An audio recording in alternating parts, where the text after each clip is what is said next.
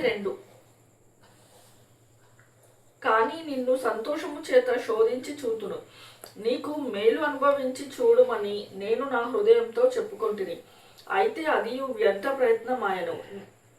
నవ్వుతో నీవు దాననియు సంతోషముతో నీ చేత కలుగునదేమి అనియు నేను అనుకొంటిని.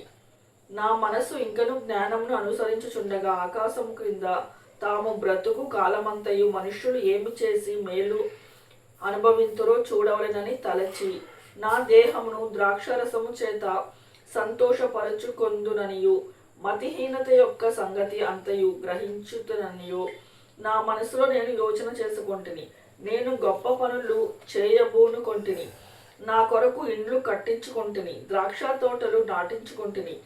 నా కొరకు తోటలను శృంగారవనములను వేయించుకొని వాటిలో సకల విధములైన ఫలవృక్షములను నాటించుతిని. వృక్షముల నారుమళ్లను నీరు పారుటకై నేను చెరువులు తవ్వించుకొంటిని. పనివారిని పనికత్తెలను సంపాదించుకొంటిని. నా ఇంట పుట్టిన దాసులు నాకుండిరి.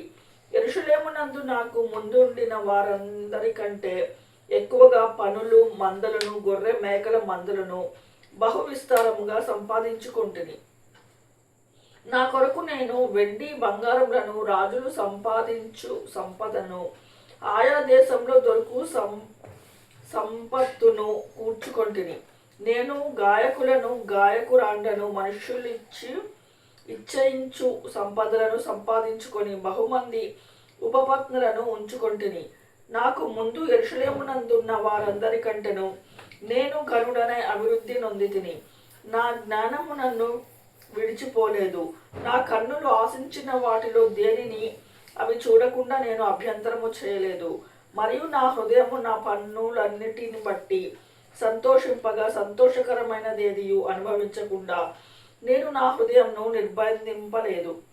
ఇదే నా పనులన్నిటి వలన నాకు దొరికిన భాగ్యము.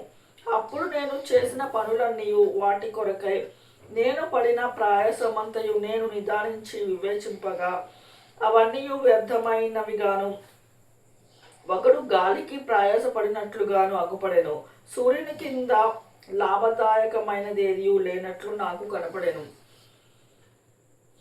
రాజు తర్వాత రాబోవాడు ఇదివరకు జరిగిన దాని విషయము సైతము ఏమి చేయను అనుకొని నేను జ్ఞానమును వెరితనమును మతిహీనతను పరిశీలించుటకై పూనుకొంటిని. అంతటా చీకటి కంటే వెలుగు ఎంత ప్రయోజనకరమో బుద్ధిహీనత కంటే జ్ఞానము అంత ప్రయోజనకరమని నేను తెలుసుకొంటిని.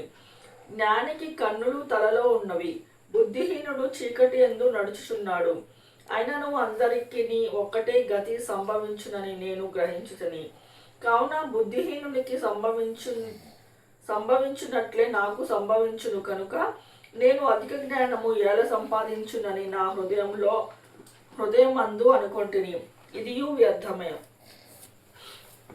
బుద్ధిహీనులను గూర్చినట్లుగానే జ్ఞానులను గూర్చి జ్ఞాపకము ఎన్నటికీ ఉంచబడదు. రాబో దినములలో వారందరూ మరవబడిన వారై ఉందురు. జ్ఞానులు మృతి నొందు విధము ఎట్టిదో బుద్ధిహీనులు మృతి నొందు విధము అట్టిదే. ఇది చూడగా సూర్యుని క్రింద జరుగునది నాకు వ్యసనము పుట్టించెను. అంతయు వ్యర్థము గాను ఒకడు గాలికై ప్రయాసపడినట్లుగాను కనపడెను. కనుక బ్రతుకుట నాకు అసహ్యమాయను. సూర్యుని క్రింద నేను ప్రయాసపడి చేసిన పనులన్నిటినీ నా తర్వాత వచ్చువానికి నేను విడిచిపెట్టవలెనని తెలుసుకొని నేను వాటి యందు అసహ్యపడితిని. వాడు జ్ఞానము కలవాడై ఉండునో బుద్ధిహీనుడై ఉండునో అది ఎవరికి తెలియను. అయితే సూర్యుని క్రింద నేను ప్రయాసపడి జ్ఞానము చేత సంపాదించుకున్న నా కష్టఫలమంతటి మీదను వాడు అధికారి అయి ఉండును. ఇదియును వ్యర్థమే. కావున సూర్యుని క్రింద నేను పడిన ప్రయాసమంతటి విషయమై నేను ఆశ విడిచిన వాడినైతిని. ఒకడు జ్ఞానంతో తెలివితో యుక్తితో ప్రయాసపడి ఏదో ఒక పని చేయను. అయితే దాని కొరకు ప్రయాసపడి వాడిని అతడు దానిని వ్యర్థముగా ఇచ్చివేయవలసి వచ్చును. ఇది వ్యర్థమను గొప్ప చెడుగునై ఉన్నది. సూర్యుని క్రింద నరునికి తటస్థించు ప్రయాసమంతటికి చేతను వాడు తలపెట్టు కార్యములన్నిటి చేతను వానికేము దొరుకుచున్నది. వాని దినములన్నీయు శ్రమకరములు, వాని పాటలు వ్యసనకరములు. రాత్రి అందైనను వాని మనస్సు నెమ్మది దొరకదు, ఇదియు వ్యర్థమే. అన్నపానములు పుచ్చుకొనుట కంటే తన కష్టార్జితము చేత సుఖపడుట కంటేను నరునికి మేలుకరమైనదేదియూ లేదు. ఇదియును దేవుని వలన కలుగునని నేను తెలుసుకొంటిని. ఆయన సెలవు లేక భోజనము చేసి సంతోషించుట ఎవరికి సాధ్యము?